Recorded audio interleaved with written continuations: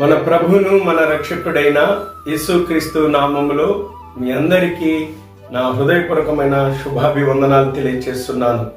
దేవుడు మిమ్మును మీ కుటుంబాలను దీవించి ఆశీర్వదించునుగాక. ఆమేన్. సత్యం హెవెన్ మినిస్ట్రీ ద్వారా ఈ దినము మన అంశము ప్రత్యక్ష గుడారం పార్ట్ 2. ఈ దేవుని ప్రజలారా, దేవుడు సీనాయి పర్వతం మీద మోషేతో మాట్లాడుతూ నాకు పరిశుద్ధమైన స్థలాన్ని ఏర్పరిచి ఆ పరిశుద్ధమైన స్థలములో ఒక మందిరాన్ని కట్టమన్నాడు.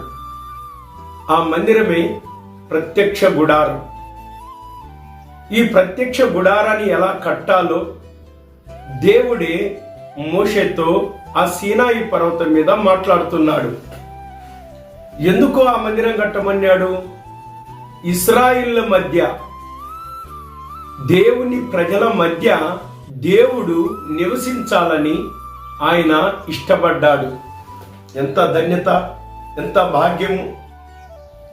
దేవుడు, పరలోకమందున్న దేవుడు మానవ జాతి మధ్యన ఆయన ఉండడానికి కోరుకున్నాడు. ప్రియ దేవుని ప్రజలారా, అందుకే పరిశుద్ధమైన స్థలాన్ని ఏర్పాటు చేసి అక్కడ నాకు ఒక మందిరాన్ని నిర్మించాల మోషే అని దేవుడు మోషేతో చెప్పాడు.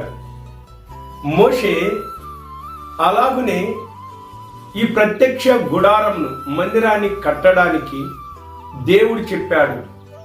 దానికి కావలసిన వస్తువులను సమస్తాన్ని ఇశ్రాయేలీయులే తీసుకొని రావాలి.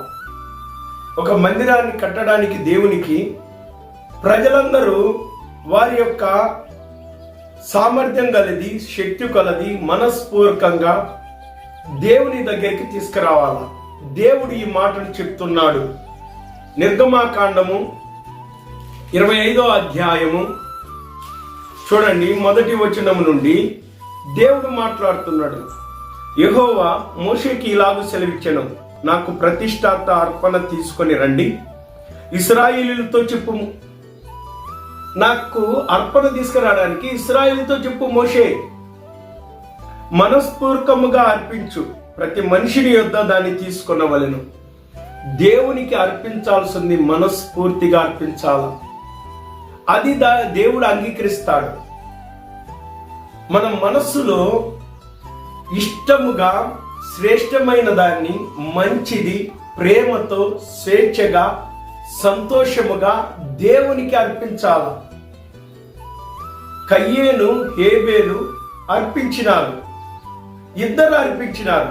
కయ్యేను తన పంటలు పొలములో పండిన వాటిని తీసుకొచ్చి దేవునికి అర్పించినాడు. హేబేలు తన మందలో ఉన్న శ్రేష్టమైన దాన్ని తీసుకొచ్చి గొర్రెను దేవునికి అర్పించినాడు. దేవుడు హేబేలు యొక్క అర్పణను అంగీకరించినాడు.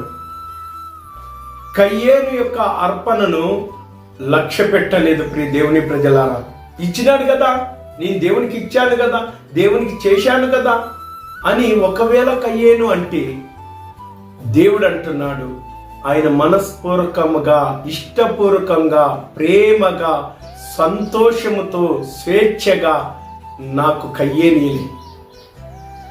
కొందరు అర్పించే అర్పణ సనుక్కుంటూ అర్పిస్తూ ఉంటారు, బాధతో అర్పిస్తారు. ఆ అర్పణను దేవుడు లక్ష్య పెట్టాడు, అంగీకరించాడు. అందుకే చెప్తున్నాడు, నా మందిరము నిర్మాణం చేయడానికి మోషే ఇశ్రాయేలు ప్రజలతో చెప్పు, 12 గోత్రాలతో చెప్పు, వారు మనస్పూర్వకముగా అర్పించు, ప్రతి మనిషిని యొద్ద దాన్ని తీసుకునే వాళ్ళు. మనస్పూర్వకంగా ఇస్తే తీసుకో, ఇష్టపూర్వకంగా ప్రేమతో ఇస్తే తీసుకో. మీరు వారి యొద్ద తీసుకొనవలసిన అర్పణమేమనగా, వాళ్ళ దగ్గర మీరు తీసుకోవాల్సిన అర్పణం ఏంటంటే బంగారం. ఎవరైతే బంగారం ఇస్తారో బంగారం, వెండి, ఇత్తడి, నీల ధ్రువ రక్తవర్ణము, సన్నపు నార, మేక వెంట్రుకలు, ఎర్రపు రంగు వేసిన పొట్టేల తోళ్ళు, సముద్ర వచ్చ తోలు, తుమ్మ కర్రలు, ప్రదీపమునకు తైలము, అభిషేక తైలములను, పరిమళ ద్రవ్యములను, ధూపమును, సుగంధ సంభారములు, లేత పచ్చలు, ఎఫోదును, పతకమును, చెక్కు రత్నములు అనునవే. వీటన్నిటినీ వారి శక్తి కొలది. వెండి కలిగిన వారు వెండి, బంగారం కలిగిన వారు బంగారం, ఇత్తడి కలిగిన వారు ఇత్తడి, చర్మము కలిగిన వారు చర్మం. కాబట్టి వాళ్ళ యొక్క శక్తి కొలది దేవునికి మందిరాన్ని కట్టడానికి తీసుకొని రమ్మని దేవుడు ఆజ్ఞాపించింది. ప్రియ దేవుని ప్రజలారా, మీ ప్రాంతంలో, మీరున్న స్థలములో దేవుని మందిరము నిర్మాణం కొరకై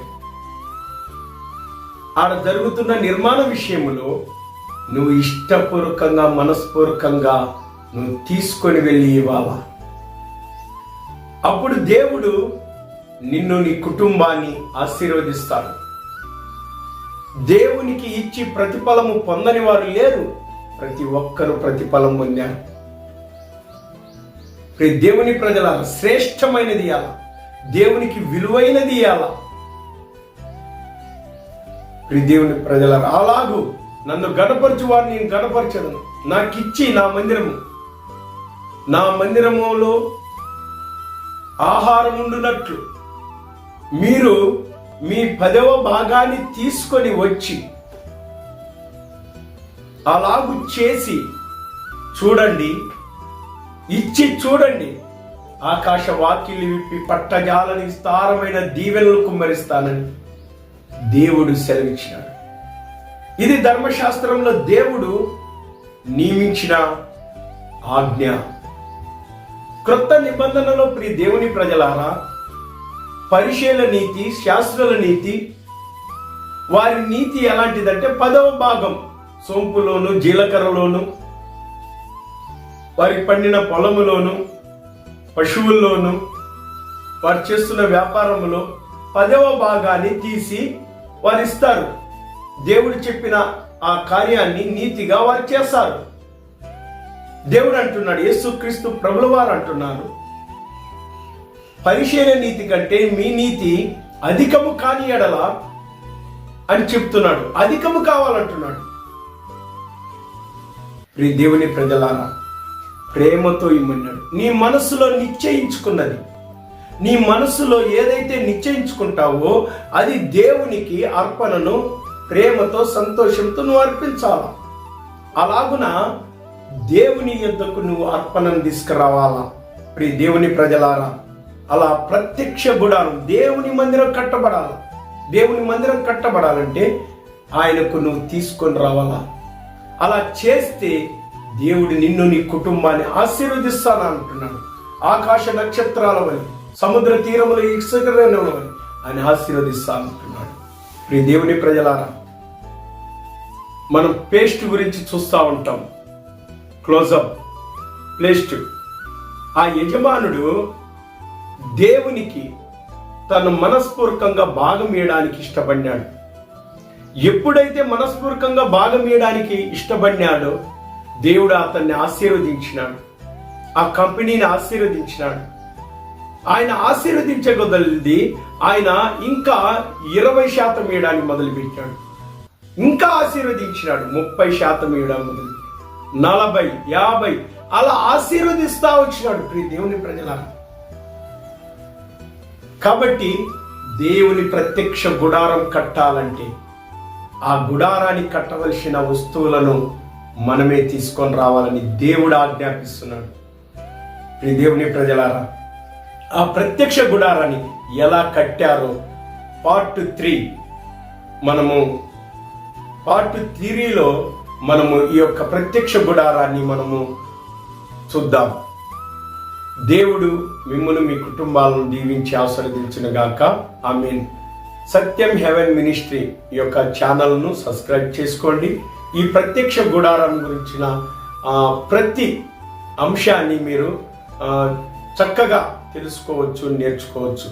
ఆశీర్వాదకరంగా, దీవెనకరంగా దేవుడు మీకు చేయునుగాక. ఆమేన్. అందరికీ వందనాలు. God bless you.